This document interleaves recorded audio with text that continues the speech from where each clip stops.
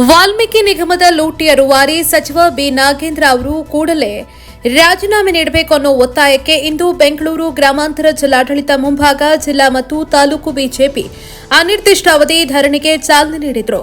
ವಾಲ್ಮೀಕಿ ನಿಗಮದಲ್ಲಿ 194 ಕೋಟಿ ಹಣ ದುರುಪಯೋಗಪಡಿಸಿ ಸಮುದಾಯದ ಬಡವರಿಗೆ ಮೋಸ ಮಾಡಿದ ಆರೋಪ ಎದುರಿಸುತ್ತಾರೋ ನಾಗೇಂದ್ರ ಅವರನ್ನ ಸಚಿವ ಸ್ಥಾನದಿಂದಲೇ ಕೂಡಲೇ ವಜಾಗೊಳಿಸಬೇಕು ಅಂತ ಜಿಲ್ಲಾಡಳಿತ ಭವನದ ಮುಂಭಾಗ ಜಿಲ್ಲಾ ತಾಲೂಕು ಬಿಜೆಪಿ ವತಿಯಿಂದ ಅನಿರ್ದಿಷ್ಟಾವಧಿ ಧರಣಿಗೆ ಸಂಸದ ಡಾ ಕೆ ಸುಧಾಕರ್ ಚಾಲನೆ ನೀಡಿದರು. ನಂತರದಲ್ಲಿ ಸಂಸದ ಡಾ ಕೆ ಸುಧಾಕರ್ ಮಾತನಾಡಿ, ಕರ್ನಾಟಕದ ವಾಲ್ಮೀಕಿ ನಿಗಮದ ಹಣವನ್ನು ಹೈದರಾಬಾದ್ನ ಚುನಾವಣೆಗೆ ಬಾರ್ ಅಂಡ್ ರೆಸ್ಟೋರೆಂಟ್ಗಳ ಖಜಾನೆಗೆ ಹೋಗಿದೆ. ಪರಿಶಿಷ್ಟ ಪಂಗಡ ಸಮುದಾಯದ ಉದ್ಧಾರಕ್ಕಾಗಿ ಮೀಸಲಿಟ್ಟ ಹಣವನ್ನು ದುರ್ಬಳಕೆ ಮಾಡಿಕೊಂಡು ಮೋಜು ಮಸ್ತಿಯಲ್ಲಿ ಕಾಂಗ್ರೆಸ್ ಸರ್ಕಾರ ತೊಡಗಿದೆ. ಇವೆಲ್ಲವೂ ಬಿಜೆಪಿ ಹೇಳ್ತಾ ಇಲ್ಲ, ತನಿಖೆ ನಂತರ ಹೇಳಿರೋದು. ಆದ್ರಿಂದ ಇಂತಹ ಭ್ರಷ್ಟರಿಗೆ ಮತ್ತೆ ಸಚಿವ ಸ್ಥಾನ ನೀಡಿರೋದು ಎಷ್ಟರ ಮಟ್ಟಿಗೆ ಸರಿ ಅಂತ ವ್ಯಂಗ್ಯವಾಡಿದ್ರು. ಇದೇ ಸಂದರ್ಭದಲ್ಲಿ ಬಿಜೆಪಿ ಜಿಲ್ಲಾಧ್ಯಕ್ಷ ರಾಮಕೃಷ್ಣಪ್ಪ ಮಾತನಾಡಿ, ಪರಿಶಿಷ್ಟ ಪಂಗಡದ ಜನರ ಕೋಟ್ಯಾಂತರ ಹಣವನ್ನು ದುರ್ಬಳಕೆ ಮಾಡಿಕೊಂಡು ಪಕ್ಕದ ರಾಜ್ಯದ ಚುನಾವಣೆಗೆ ಮತ್ತು ಸ್ವಂತಕ್ಕೆ ಬಳಸಿಕೊಂಡಿರುವುದು ಸಾಬೀತಾದ ಹಿನ್ನೆಲೆ ಸಿದ್ದರಾಮಯ್ಯ ನಾಯಕತ್ವದ ಸರ್ಕಾರದಲ್ಲಿ ರಾಜೀನಾಮೆ ನೀಡಿದರು. ನಂತರ ಡಿಕೆ ಶಿವಕುಮಾರ್ ಅವರ ಸರ್ಕಾರದಲ್ಲಿ ಭ್ರಷ್ಟರಿಗೆ ಸಚಿವ ಸ್ಥಾನ ನೀಡಿರುವುದು ಕಾಂಗ್ರೆಸ್ ಸರ್ಕಾರದ ಸಂಸ್ಕೃತಿಯಾಗಿದೆ. ಕಾಂಗ್ರೆಸ್ ಸರ್ಕಾರದ ಹಲವು ಭ್ರಷ್ಟಾಚಾರವನ್ನು ಒಂದೊಂದಾಗಿ ಹೊರತರುವ ಕೆಲಸವನ್ನ ಬಿಜೆಪಿ ಮಾಡ್ತಾ ಇದೆ. ಜನರ ತೆರಿಗೆ ಹಣವನ್ನ ಲೂಟಿ ಮಾಡಿ ಸರ್ಕಾರದ ಖಜಾನೆ ಖಾಲಿ ಮಾಡಿ ಮತ್ತೆ ಸಾರ್ವಜನಿಕರ ಮೇಲೆ ಸಾಲದ ಹೊರೆ ಹೊರಿಸುವ ಹುನ್ನಾರ ಮಾಡಿದೆ. ಇದರ ವಿರುದ್ಧ ಬಿಜೆಪಿ ಕಹಳೆ ಊದಿದೆ. ಜನಸಾಮಾನ್ಯರಿಗೆ ತಿಳಿಸುವ ಪ್ರಯತ್ನ ಮಾಡ್ತಿದ್ದೇವೆ ಅಂತ ಹೇಳಿದ್ರು. ವರದಿ ಅಕ್ಷಯ್ ವಿ, ದೇವನಹಳ್ಳಿ. ಅದರ ಪಕ್ಕದಲ್ಲಿ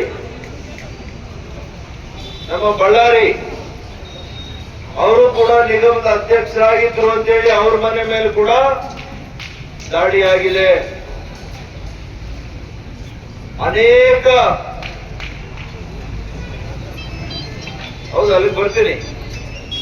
ಇವರೆಲ್ಲ ಕೂಡ ತಪ್ಪಿತಸ್ಥರು ಅಂತೇಳಿ ಇವರು ಹವಾಲ ಬಳಕೆ ಮಾಡಿ ಇವ್ರ ಹಣ ಎಲ್ಲಿಗೆ ಸಾಗಿಸಿದ್ದಾರೆ ಗೊತ್ತಾ? ಬಾರ್ಗಳಿಗೆ ಸಾಗಿಸಿದ್ದಾರೆ. ಹೈದರಾಬಾದ್ ಬಾರ್ ಅಂಡ್ ರೆಸ್ಟೋರೆಂಟ್ಗೆ ಹೋಗಿದೆ ಈ ಹಣ. ವಾಲ್ಮೀಕಿ ಜನಾಂಗದ ಬಡವರಿಗೆ ಅವರ ಕಾಲೋನಿಗಳಲ್ಲಿ ರಸ್ತೆ ಮಾಡ್ಲಿಕ್ಕೆ ಇಟ್ಟಂತ ಹಣ, ಆ ಪರಿಶಿಷ್ಟ ಪಂಗಡದ ಬಡವರು ರೈತರಿಗೆ ಅವರ ಭೂಮಿಗಳಲ್ಲಿ ಬೋರ್ವೆಲ್ಗಳನ್ನು ಹಾಕಿಸ್ಲಿಕ್ಕೆ ಇಟ್ಟಂತ ಹಣ, ಅಂತ ಬಡವರ ಮಕ್ಕಳಿಗೆ ಸ್ಕಾಲರ್ಶಿಪ್ಗೆ ಇಟ್ಟಂತ ಹಣ ಎಲ್ಲೋ ಹೋಯ್ತು? ಕಾಂಗ್ರೆಸ್ ಸರ್ಕಾರದ ಆಡಳಿತದಲ್ಲಿ ಹೈದರಾಬಾದಿನ ಬಾರ್ ಅಂಡ್ ರೆಸ್ಟೋರೆಂಟ್ಗೆ ಹೋಗಿದ್ದವೆ,